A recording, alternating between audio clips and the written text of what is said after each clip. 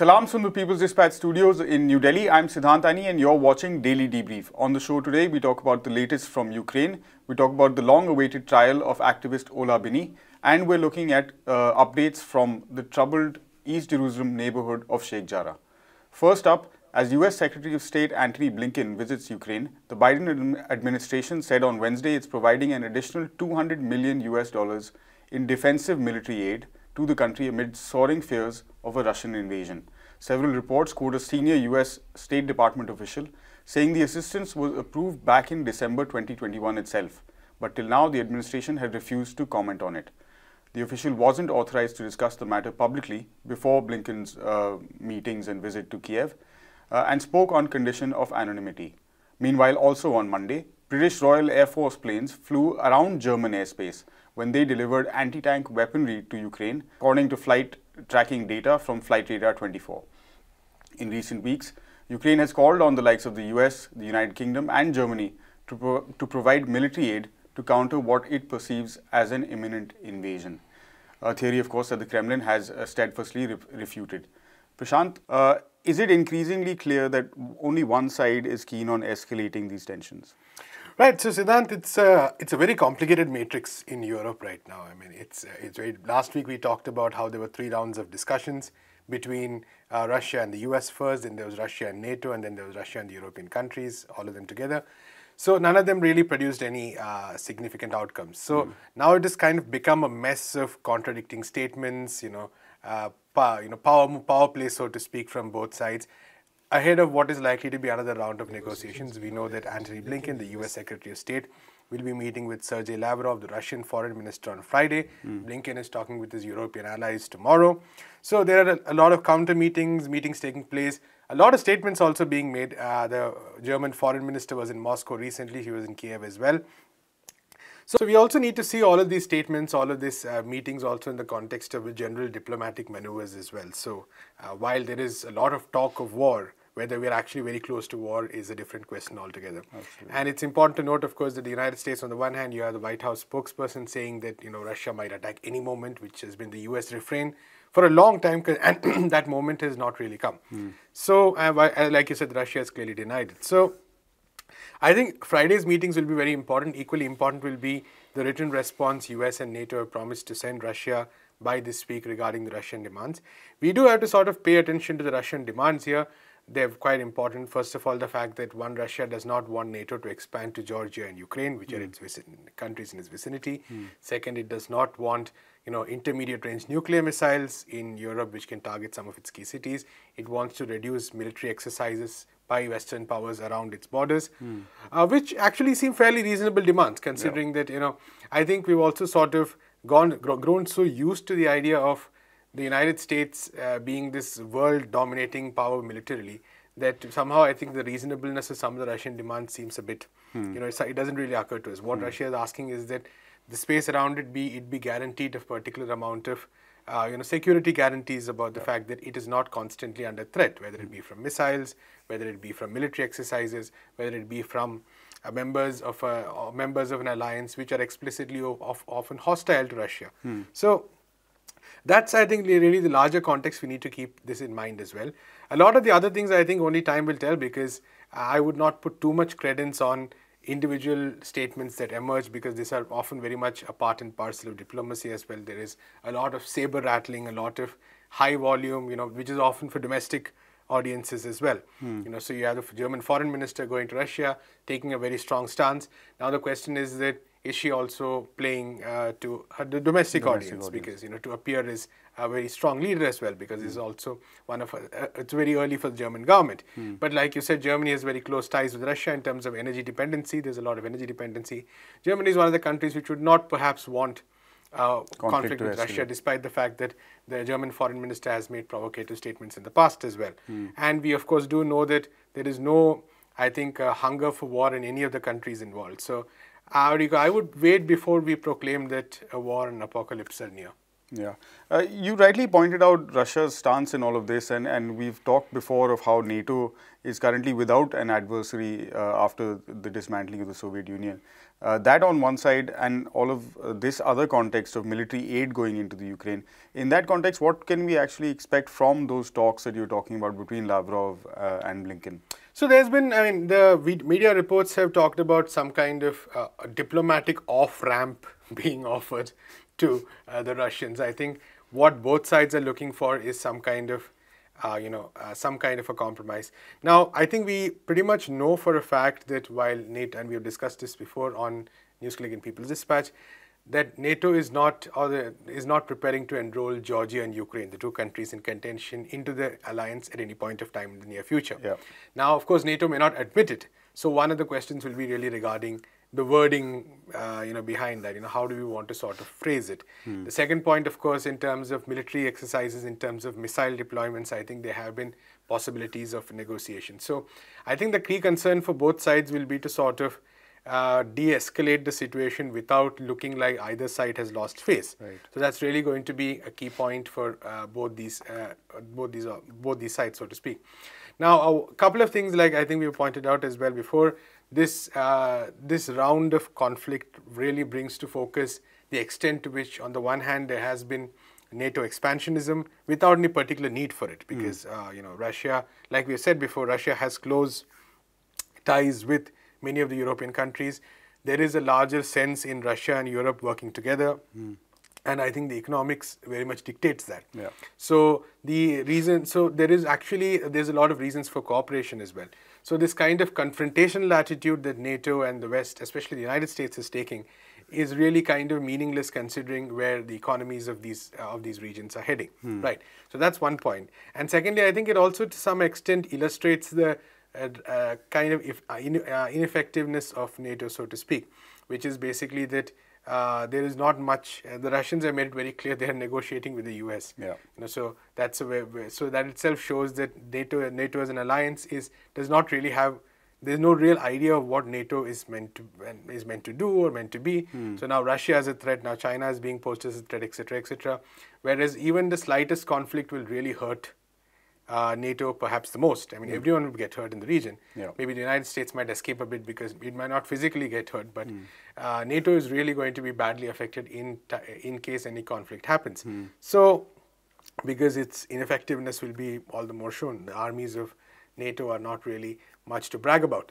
So, in terms of that, I think this instance has also shown us some of these, exposed some of these points, and that way, Russia's demands regarding what it wants of NATO, I think, like I said earlier, also point to certain realities we need to think about the world today as well, in terms of how, how geopolitics is structured, how the United States has this kind of, has basically encircled the world, and how any challenge to US interests is somehow seen as causing, is seen as the aggression here, really, which is really the point, right?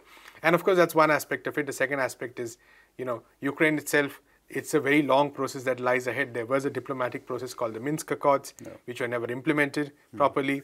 And that itself, that requires, I think, a completely separate process involving all the stakeholders. Ukraine, of course, also must be involved.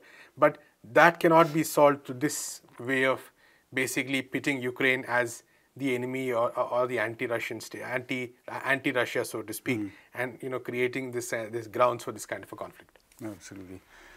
All right. For our next story, we're talking about the long-awaited trial of software activist Ola Bini. The trial against Ola Bini is set to begin today on January 19th and continue for a period of 3 days. The trial comes after multiple delays, recusal of judges, documented harassment and surveillance of Bini, and constant shifting of charges from the prosecution, leading to serious allegations of political interference in the case. In the meanwhile, digital rights advocacy groups and progressive media outlets are pushing for Ecuadorian authorities to ensure a free trial that's not only free from political interference, but also made in accordance with the law and with expert technical criteria. Prashant, this is a case that brings together, of course, legality as well as technological issues. You've been covering the case very closely and have been in touch with some of Ola Bini's defense team. Why the sort of emphasis on or the doubts around a free and fair trial? Right. So, Siddhant, this stems from the fact that you said it's a place where technology and legality meet. In some senses, it's proper to say where it's a space where ignorance of technology and vested and partial legal process together meet. So that's been one of those cases where, and Ola Bini's case has been so obviously transparent in terms of how these two aspects have come together that it's no surprise that organizations across the world are calling it a farce. And it's not only, say, a small section of organizations in Latin America. We have big international human rights organizations also expressing grave doubts about the fairness of the trial. Now, to quickly give a recap, Ola Bini was arrested in April 2019, shortly after Julian Assange was arrested. This was accompanied by a very flurry, and this was in Ecuador, by the way. So we need to remember that Assange was kicked out of the Ecuadorian embassy. Rather, he was allowed to be arrested from the Ecuadorian embassy by Lenin Moreno government, very problematic government with close ties to the US. So around the same time, this government also sort of, arrested Bini and then put out this whole campaign, propaganda campaign talking about how WikiLeaks and Russian hackers were out to destabilize the country. And, they created a lot of drama around, painting talking about, playing on our stereotypes, basically, playing on our insecurities and lack of knowledge about how technology works, because we all like and are equally worried by the story of a good hacker, right?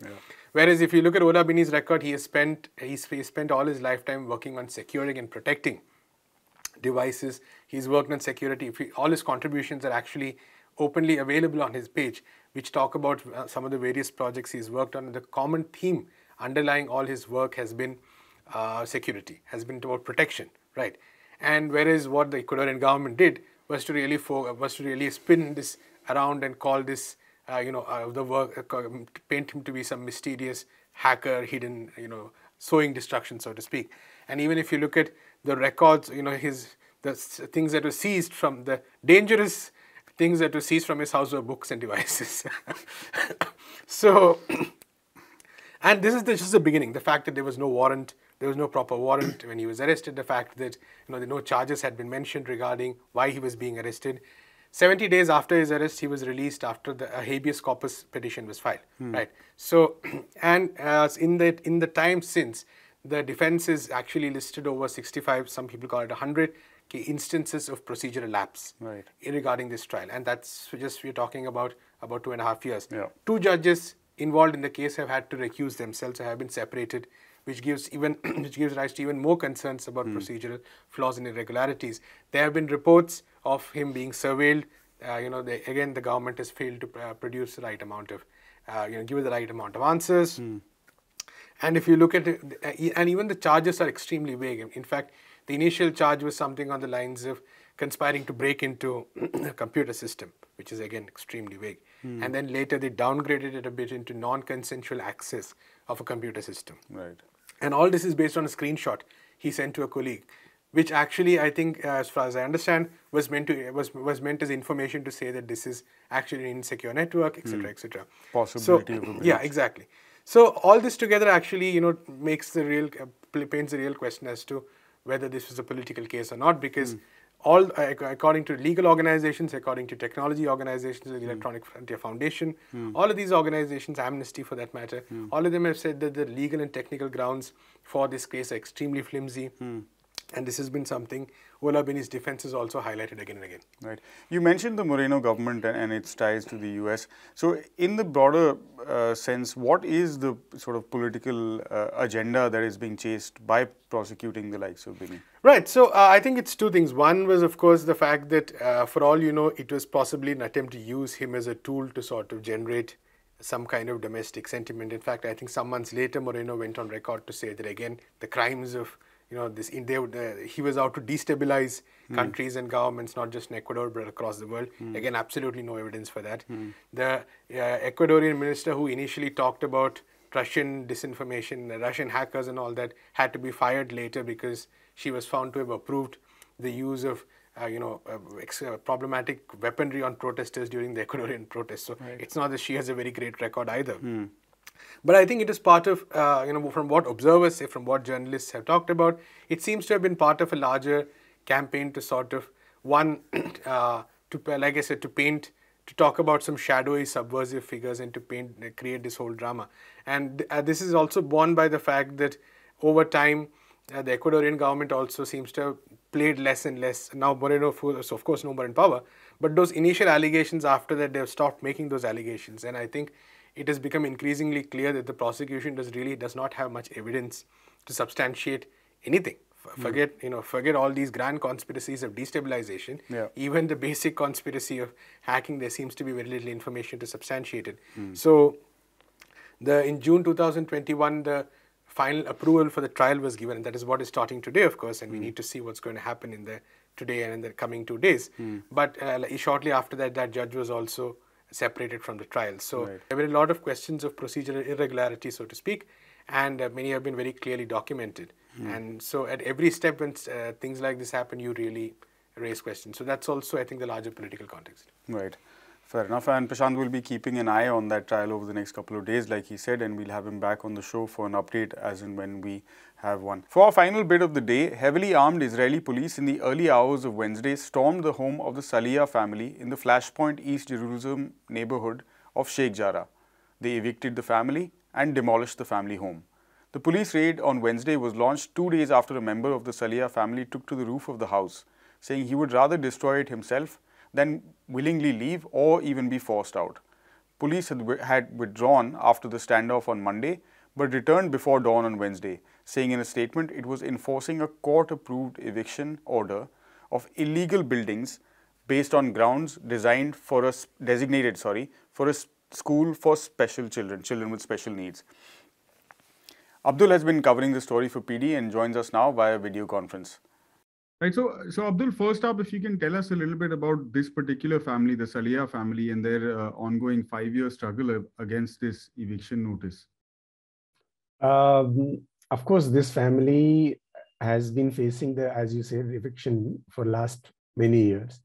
And particularly, this is a case which is basically related to, last time it was related to the attempts to kind of put all the residents of Sheikh Jarrah together and evict them, so that there can be an Israeli settlement built there. Now the Jerusalem municipality has come up with a new proposal of building a school at the exact place where their house is, where they are living for last generations, you can say, at least since their displacement in 1948, when the Nakba happened, during the creation of the State of Israel, lakhs of people, Palestinians, were forced out of their homes in different parts of historic Palestine. So these people since then were relocated in this particular neighborhood by the United Nations, by the UNRWA, and since then they are living there. But instead of recognizing their right to stay there, since Israel took over and annexed the Eastern Jerusalem, since then they are basically trying to push out all the Palestinians living there. And so this family, which is around 15 members, have nowhere else to go. And despite that, that they have nowhere else to go and they are assisting this eviction, they have filed a case also in the Israeli Supreme Court. Despite all those things, despite the fact that on Monday, when the first eviction attempt was made, this family went on the roof of their house and said that instead of evicting, we will burn the house along with whoever is inside. And because of that, there was a prompt demonstration and gathering of the local people, which prevented the authorities to do the eviction, demolish the house. But they waited for 2 more days, 1 more day, and they used the night silence in the night to demolish the house. So basically, it is this one family is an example of how Palestinians in the occupied territories are facing the brunt of Zionist agenda of Judaize East Jerusalem, in particular. Right. Well, you were rightly mentioning those quite emotional statements from members of the Salih family. what happens now? What's the response been, firstly, from Palestinian authorities, and what sort of legal recourse, if any, do they have? As I said before, that the family lawyer has said that they have filed an appeal in the Israeli Supreme Court. We don't know, because the courts in Israel also act in accordance with the authority, particularly when it comes to the rights of Palestinians. So that what we call informally the apartheid regime, which is there in existence, the legal system also works accordingly. So there are many people who have written about it, that how even if they wanted to build a school in that particular territory, there are many other places, empty places available within that neighborhood, which could have been used. But the fact that they chose to demolish a house where more than a dozen people are living for generations shows that instead of using the lands which are free, which are available to build that, it shows that the legal recourse will not have much impact. Either there is a movement, just like what happened in last year, when the Sheikh Jarrah 13 families were facing the threat of eviction. So they came together, they formed a grouping, and they started a movement called Sheikh Jarrah, which basically forced the Israeli courts also to take cognizance of the matter and pass a kind of, though the verdict was problematic, but they were much more accommodative than what was initially thought. So until there is a political pressure from below, we should not be looking forward for legal remedies for all these issues. All right. Tough story indeed. Not just, and kind of exemplifying both the tragedy and the struggles of the Palestinian people. Thanks for that, Abdul. That's a wrap for the show today. From me and the entire People's Dispatch team, thank you very much for watching. For more on these stories, you can visit our website, peoplesdispatch.org. And please do give us a follow on all the regular social media platforms for regular updates on all these news stories. We'll be back again, same time, same place tomorrow. Until then, stay safe. Thank you once again for watching. Goodbye.